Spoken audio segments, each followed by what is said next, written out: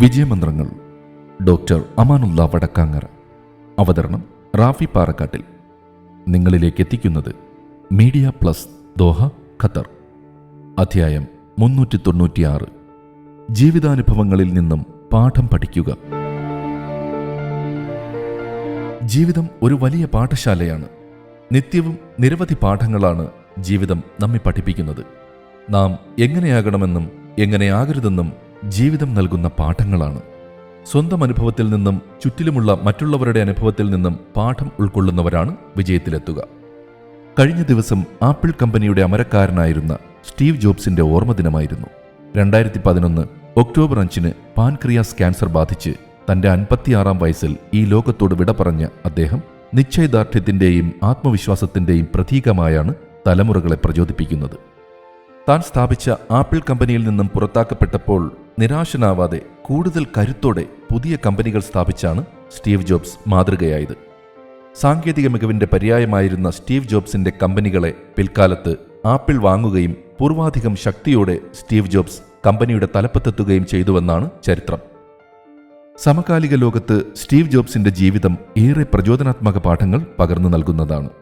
നമ്മുടെ ജീവിതത്തിലെ പല കാര്യങ്ങളും ജീവിതയാത്രയിലെ നമ്മുടെ നിലപാടുകളെയും തിരഞ്ഞെടുപ്പിനെയും ആശ്രയിച്ചാണ് ഇരിക്കുന്നത്. നാം തിരഞ്ഞെടുക്കുന്ന വഴികളും രീതികളുമൊക്കെ ഫലത്തെ സ്വാധീനിക്കാം. വ്യത്യസ്തമായ ഫലം ലഭിക്കണമെങ്കിൽ വ്യത്യസ്തമായ തിരഞ്ഞെടുപ്പ് നടത്തണം. ഏത് ഘട്ടത്തിലും പ്രതീക്ഷയുടെ വെളിച്ചം സ്വീകരിക്കുക എന്നതാണ് വിജയമന്ത്രങ്ങൾ തുടക്കം മുതൽ ആവർത്തിച്ച് പറഞ്ഞുകൊണ്ടിരിക്കുന്നത്. പ്രതീക്ഷ ഹൃദയത്തിൽ പുതിയ ഊർജവും മനസ്സിൽ വ്യക്തമായ ലക്ഷ്യബോധവും സൃഷ്ടിക്കും. ഇത് ഒരു പുതിയ കാഴ്ചപ്പാടിലേക്കാണ് നമ്മെ നയിക്കുക. ഒരുപക്ഷെ നാം നേരിടുന്ന എല്ലാ പ്രതിബന്ധങ്ങളെയും മറികടക്കാനുള്ള ശക്തിയും നാം ആഗ്രഹിക്കുന്ന എല്ലാ വിജയത്തിലേക്കുമുള്ള പാതയും തുറക്കാൻ പ്രതീക്ഷ കാരണമാകാം. പ്രതീക്ഷയോടും ആത്മവിശ്വാസത്തോടും മുന്നോട്ടു പോകുമ്പോൾ പ്രപഞ്ചം മുഴുവൻ നമ്മെ പിന്തുണയ്ക്കും. ആത്മവിശ്വാസത്തോടെ നടത്തുന്ന പ്രയത്നങ്ങളും സ്വപ്നങ്ങളും വിജയത്തിലെത്താതിരിക്കില്ല. ജീവിതം രസകരവും ആസ്വാദ്യകരവുമാകണമെങ്കിൽ ചുരുങ്ങിയത് 5 ഹോബികളെങ്കിലും ഓരോരുത്തരും സ്വീകരിക്കണം. അതിൽ ആദ്യത്തേത് മാന്യമായി ജീവിക്കുന്നതിനുള്ള പണം സമ്പാദിക്കാനുള്ള ഹോബിയാണ്. പണം സമ്പാദിക്കുക എന്നത് ഹോബിയായി മാറുമ്പോൾ ജീവിതം ആനന്ദകരമാകും. അത് പക്ഷേ അത്യാർത്തി പൂണ്ട് പണത്തിന് പിന്നാലെ പോകുന്ന അവസ്ഥയിലേക്ക് മാറരുത്. ശരിയായ ജീവിതമൂല്യം തിരിച്ചറിയാതെ അത്യാഗ്രഹവും അഹങ്കാരവുമായി ഓടി നടന്ന് സമ്പത്ത് വാരിക്കൂട്ടുന്നതിനിടയിൽ ഓരോരുത്തരും ഓർക്കേണ്ട കാര്യമാണിത്. മാന്യമായി ജീവിക്കുവാൻ സമ്പത്ത് ആവശ്യമാണ്. എന്നാൽ ജീവിക്കാൻ മറന്നുകൊണ്ടുള്ള സമ്പത്തും സൗകര്യങ്ങളും എന്തിന്? ജീവിതത്തിലെ ഓരോ നിമിഷവും അവിസ്മരണീയമാക്കുക. സ്വന്തം കാര്യങ്ങൾ നിർവഹിക്കുന്നതോടൊപ്പം തന്നെ സഹജീവികളുടെ മനസ്സിലും പ്രാർത്ഥനയിലും സ്ഥാനം നേടുക. ഇതിലും വലിയ സായുജ്യം മറ്റെന്താണ്? ശാരീരികക്ഷമതയും ഫിറ്റ്നസും നിലനിർത്താനുള്ള ഹോബിയാണ് രണ്ടാമത്തേത്. ആരോഗ്യമുള്ള ശരീരത്തിലാണ് ആരോഗ്യമുള്ള മനസ്സ് നിലനിൽക്കുക. ആരോഗ്യത്തിന്റെ അഭാവത്തിൽ നമ്മുടെ പണവും സമയവും വലിയ തോതിൽ പാഴാവുകയും ജീവിതം തന്നെ ദുരിതപൂർണമാവുകയും ചെയ്യും. ക്രിയേറ്റിവിറ്റി വർദ്ധിപ്പിക്കാനുള്ള ഹോബിയാണ് മൂന്നാമത്തേത്. ക്രിയാത്മകതയും സർഗാത്മകതയും വളർത്തി വികസിപ്പിക്കുമ്പോഴാണ് എല്ലാ രംഗത്തും മികച്ച പ്രകടനം കാഴ്ചവെക്കുവാൻ നമുക്ക് സാധിക്കുക. അതുകൊണ്ട് തന്നെ ക്രിയേറ്റിവിറ്റി പരിപോഷിപ്പിക്കുന്നതിനുള്ള ഹോബി വളരെ പ്രധാനമാണ്. വിജ്ഞാനം വർദ്ധിപ്പിക്കുന്നതിനുള്ള ഹോബിയാണ് അത്യാവശ്യമായ മറ്റൊന്ന്. വൈജ്ഞാനിക ലോകം അനുദിനം വളർന്നു വികസിച്ചുകൊണ്ടിരിക്കുകയാണ്. ഈ വളർച്ചയോടൊപ്പം സഞ്ചരിക്കണമെങ്കിൽ നാം അപ്ഡേറ്റഡ് ആയിരിക്കണം. വായനയിലൂടെയും പഠനത്തിലൂടെയും ഗവേഷണത്തിലൂടെയുമൊക്കെയാണ് ഇത് സാധ്യമാവുക. നമ്മുടെ മനസ്ഥിതിയാണ് നമ്മുടെ പുരോഗതി നിശ്ചയിക്കുന്ന ഏറ്റവും പ്രധാനപ്പെട്ട ഘടകം. അതുകൊണ്ട് മൈൻഡ് സെറ്റ് മെച്ചപ്പെടുത്തുന്നതിനുള്ള ഹോബിയും വളരെ അത്യാവശ്യമാണ്. ഈ 5 ഹോബികളും ശാസ്ത്രീയമായ രീതിയിൽ പിന്തുടരുമ്പോൾ വിജയപാത എളുപ്പമാകും. ജീവിതത്തിന് പ്രധാനമായും 3 നിയമങ്ങളാണുള്ളത്. ആരോഗ്യത്തിന് മുൻഗണന കൊടുക്കുക, എനർജി സംരക്ഷിക്കുക, സ്വയം നവീകരിക്കലും മെച്ചപ്പെടുത്തലും സ്ഥിരമാക്കുക എന്നിവയാണ് ഈ നിയമങ്ങൾ. മാനും സിംഹവും ഓടുമ്പോൾ മാനാണ് മുന്നിലെത്തുക. കാരണം സിംഹം ഓടുന്നത് തനിക്ക് വിശപ്പടക്കാനുള്ള ഭക്ഷണത്തിനു വേണ്ടിയാണ്. എന്നാൽ മാൻ ഓടുന്നത് തന്റെ ജീവൻ സംരക്ഷിക്കാനാണ് എന്നതാണ് ഇതിന്റെ കാരണം. Purpose is more important than need എന്ന സുപ്രധാനമായ ആശയമാണ് ഇത് അടയാളപ്പെടുത്തുന്നത്. ജീവിതത്തിൽ കുറെ ബിരുദങ്ങളും യോഗ്യതയും ഉണ്ടായതുകൊണ്ട് മാത്രം നാം വിജയിച്ചു കൊള്ളണമെന്നില്ല. അച്ചടക്കവും പോസിറ്റീവ് ആറ്റിറ്റ്യൂഡുമാണ് ഏറെ പ്രധാനം. തർക്കങ്ങളും സംവാദങ്ങളും നിത്യജീവിതത്തിൽ ഉണ്ടാകാറുണ്ട്. അനാവശ്യമായ തർക്കങ്ങൾ വ്യക്തിബന്ധങ്ങളും മാനസികാരോഗ്യവും ഇല്ലാതാക്കുമെന്ന കാര്യം നാം ഓർക്കണം. അനാവശ്യമായ തർക്കങ്ങൾ നമ്മുടെ സമയവും എനർജിയും നശിപ്പിക്കുകയും പരാജയത്തിന് കാരണമാവുകയും ചെയ്തേക്കാം. തർക്കങ്ങളല്ല, സതുദ്ദേശത്തോടെയുള്ള സംവാദങ്ങളാണ് പുതിയ ആശയങ്ങൾക്കും ചിന്തകൾക്കും വഴി തുറക്കുക.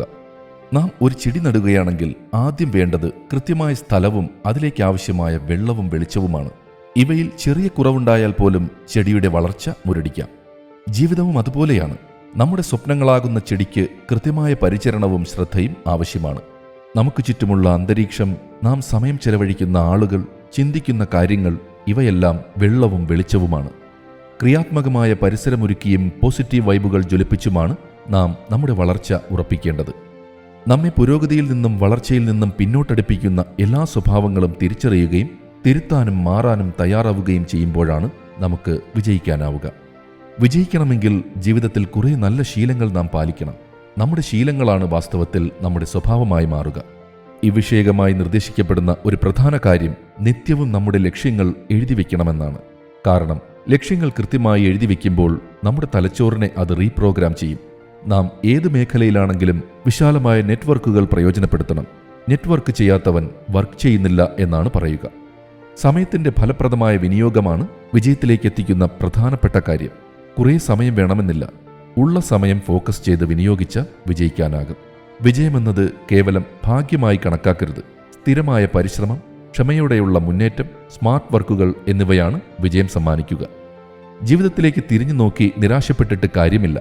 കാരണം ഭൂതകാലത്തെ നമുക്ക് തിരുത്താനാവില്ല. എന്നാൽ സംഭവിച്ച പാളിച്ചകളിൽ നിന്നും പഠിക്കുകയും ഇന്നത്തെ കാഴ്ചപ്പാടിൽ മാറ്റം വരുത്തുകയും ചെയ്യുമ്പോൾ ഒരുപക്ഷെ ഭാവി മെച്ചപ്പെടുത്താനായേക്കും. 30 ദിവസത്തെ തുടർച്ചയായ ശ്രമങ്ങൾ നമ്മുടെ ഒരു വർഷത്തെ മാറ്റിയേക്കും. ഒരു വർഷത്തെ നിരന്തരമായ ശ്രമങ്ങൾ നമ്മുടെ ജീവിതം തന്നെ മാറ്റിമറിച്ചേക്കും.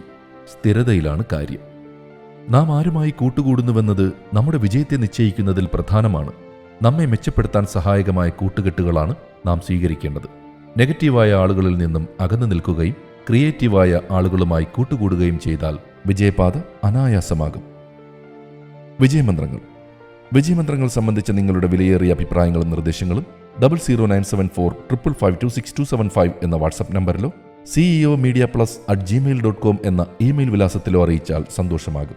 ഏവർക്കും ശാന്തിയും സമാധാനവും വിജയാശംസകളും നേർന്നുകൊണ്ട് ഞാൻ റാഫി പാറക്കാട്ടിൽ താൽക്കാലികമായി വിടവാങ്ങുന്നു. പുതിയൊരു എപ്പിസോഡുമായി അടുത്ത ദിവസം കേട്ടുമുട്ടാം.